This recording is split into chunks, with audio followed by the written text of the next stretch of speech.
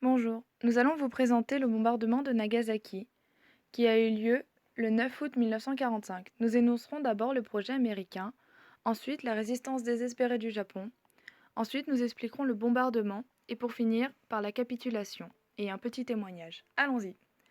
En premier, avant la Seconde Guerre mondiale, déjà, les Américains s'inquiètent du risque de voir les nazis mettre au point une bombe meurtrière exceptionnelle, grâce au principe de la fission. Car, en mars 1939, les Allemands envahissent la Tchécoslovaquie, lieu où il y a la plus grande mine d'uranium d'Europe. Mais également car un physicien danois leur apprend que les Allemands auraient réussi la fission d'un atome d'uranium, qui provoque une énergie phénoménale, dont la bombe. De plus, Albert Einstein envoie une lettre au président Roosevelt afin de le prévenir qu'une bombe peut être construite et présente ainsi des risques énormes. Roosevelt déclare, je cite, les nazis se préparent à nous réduire en poussière. Des recherches théoriques sont faites en premier temps en Angleterre, mais craignant que les Allemands le découvrent, ils envoient toutes leurs recherches aux États-Unis. Mais également, dès 1940, le Congo belge, craignant la puissance allemande, alors vont envoyer plus de 1295 tonnes d'uranium aux États-Unis, afin de les protéger des Allemands. Sauf qu'en été 1942, le Troisième Reich renonce à ce projet trop long à mettre en place. Les États-Unis ne le savent pas encore, alors continuent leurs recherches. En été 1943, le Royaume-Uni envoie 20 scientifiques afin de les aider. Mais parmi eux, il y avait un scientifique avec des idées communistes.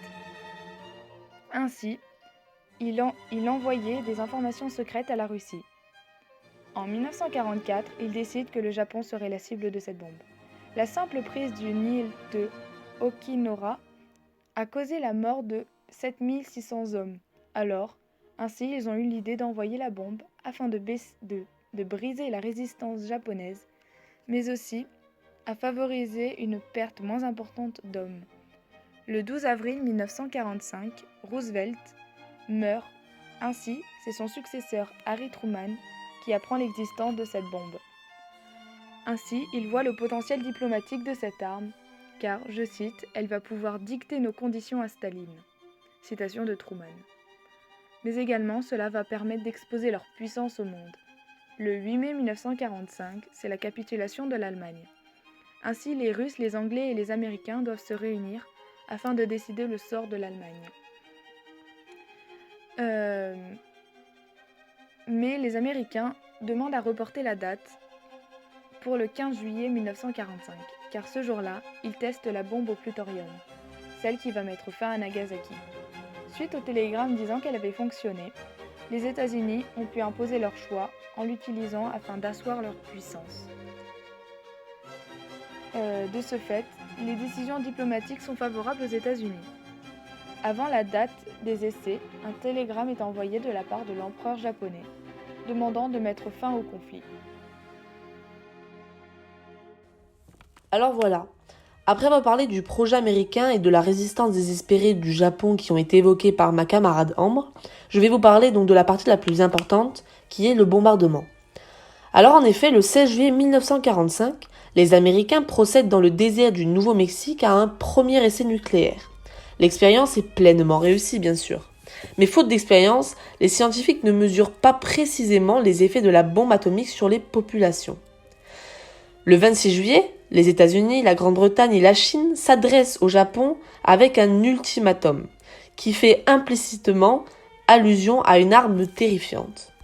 Nagasaki a donc été le 9 août 1945 la cible du deuxième bombardement atomique de l'histoire, par les États-Unis durant la Seconde Guerre mondiale, après celui d'Hiroshima 3 jours plus tôt bien sûr. C'est donc à ce jour la dernière ville à avoir subi le feu nucléaire. Alors le nom de code qui a été donné à la bombe qui a été larguée sur Nagasaki était Fat Man, ou l'homme obèse. Et par cette bombe, les Américains veulent impressionner les Japonais et les obliger à demander la paix. Au sol, la température atteint les 5000 degrés, soit la température du soleil après le bombardement. Et le champignon de fumée qui a été provoqué par l'explosion était visible à plus de 600 km. Alors, pour apporter un peu plus de précision par rapport à ce bombardement, eh bien, c'est à 11h20 du matin que l'avion, le B-29 Boxcar, piloté par le pilote Charles Sweeney, est parti des îles Mariannes du Nord pour se rendre au Japon et pour larguer donc la bombe Fat Man qui explosa à 580 mètres d'altitude à la verticale sur les quartiers d'Urakami. Cette bombe était au plutonium d'une puissance de 21 à 23 kilotonnes et donc était différente à celle d'Hiroshima qui était une bombe en uranium 235 qui détenait une puissance de 15 kilotonnes environ. Alors voilà, ça c'était quelques renseignements par rapport aux bombes en elles-mêmes, donc d'Hiroshima et de Nagasaki. Mais pour apporter plus de précision par rapport à l'histoire du pourquoi les Américains ont lancé une deuxième bombe atomique, eh bien c'est simple. Au petit matin du 6 août 1945, c'est le bombardier cette fois-ci Enola Gay qui s'envole vers l'archipel nippon avec dans sa soute une bombe à l'uranium 235 comme je vous l'ai dit un peu avant et qui pesait 4 tonnes et demie. Elle était surnommée, elle, Little Boy. C'est sur la ville donc d'Hiroshima, où résidaient plus de 300 000 habitants, que la bombe est larguée, car les conditions météorologiques étaient plutôt optimales. La bombe est donc larguée à 8h15 du matin, et 70 000 personnes sont tuées. La majorité meurt dans les incendies consécutifs à la vague de chaleur et plusieurs dizaines de milliers de gens sont grièvement brûlés et beaucoup d'autres mourront dans les années suivantes car il reste des radiations dues à l'explosion. On estime ce taux de mort à 140 000 morts environ. Pour terminer, eh bien, les dirigeants japonais ne cèdent pas malgré l'explosion d'Hiroshima. Et les Américains se voient donc obligés de larguer leur deuxième bombe sur la ville de Nagasaki, où résidaient 250 000 habitants. Et c'est donc le 9 août 1945 que 45 000 personnes vont trouver la mort et vont donc être tuées sur le coup. Et 80 000 morts au total après l'explosion également. Donc voilà, c'est terminé pour moi. Je vais donc laisser la parole à Dallas. Merci de m'avoir écouté. Pour conclure, la reddition est le plus décisif lors de la veille de l'attaque de Nagasaki. Effectivement, l'URSS a déclaré la guerre au Japon et lance ses troupes sur Mandchourie. Les généraux japonais comprennent que toute résistance est désormais inutile. Ils redoutent, plus que tout, une invasion par l'armée rouge et préfèrent prendre une capitulation face aux Américains. Cette capitulation est annoncée le 15 août 1945. C'est ainsi que le 2 septembre, le général américain MacArthur reçoit la capitulation sans condition du Japon. La bombe propre correspond aux personnes décédées. Puis, un an plus tard, les Américains sont face à la censure, donc environ 9000 personnes. 75 ans plus tard, le mouvement de la Croix-Rouge et du Croissant-Rouge estime qu'il est impératif sur le plan humanitaire de veiller à ce que les armes nucléaires ne soient plus jamais utilisées. Ensuite, nous analyserons une vidéo sur un homme ayant survécu aux 2 bombardements. Il se nomme Tsutomu Yamaguchi. C'est un père de famille et un mari. Il est l'homme le plus malchanceux. Il connaît Hiroshima et Nagasaki. C'est un Japonais qui gardera pendant 60 ans le silence.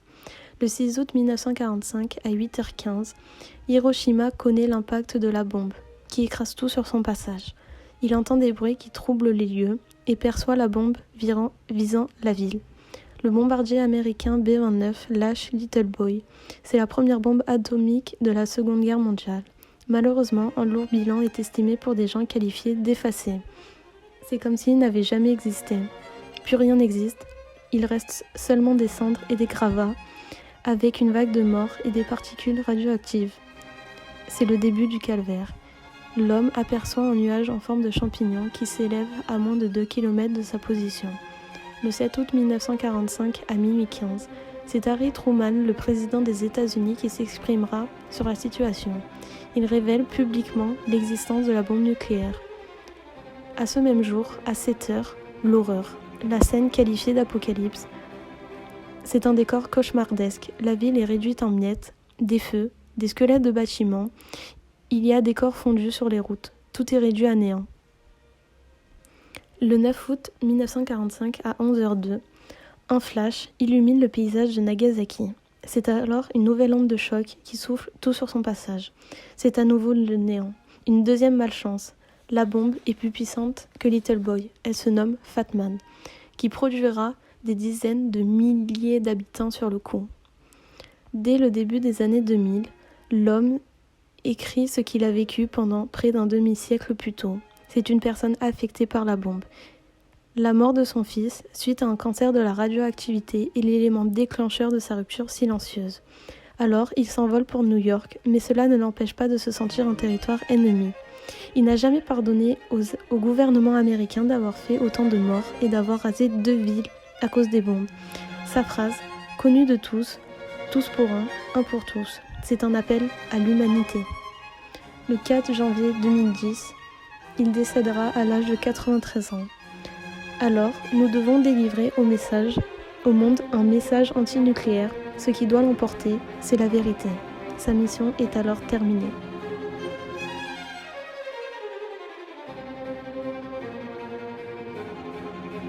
幼子たち、かろうじて死を免れた人々も、体に癒すことのできない深い傷を、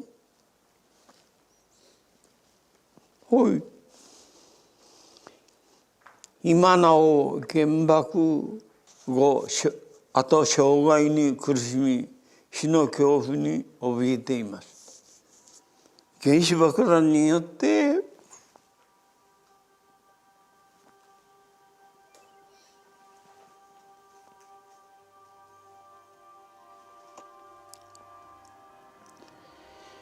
無念の死を遂げた人々には深く思いを巡らしてください。一人一人が真摯に過去の歴史に並び、平和への大切さや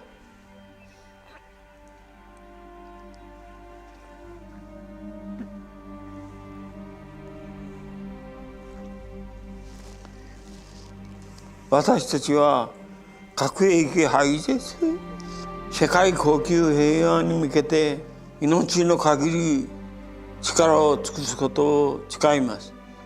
90を二重被爆者山口勉。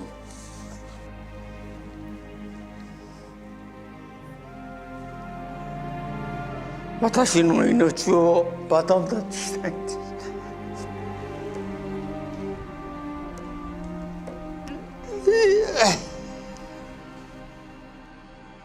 La rencontre avec les lycéens est une véritable libération pour Yamaguchi. L'homme s'est juré que personne ne revivra ce qu'il a vécu.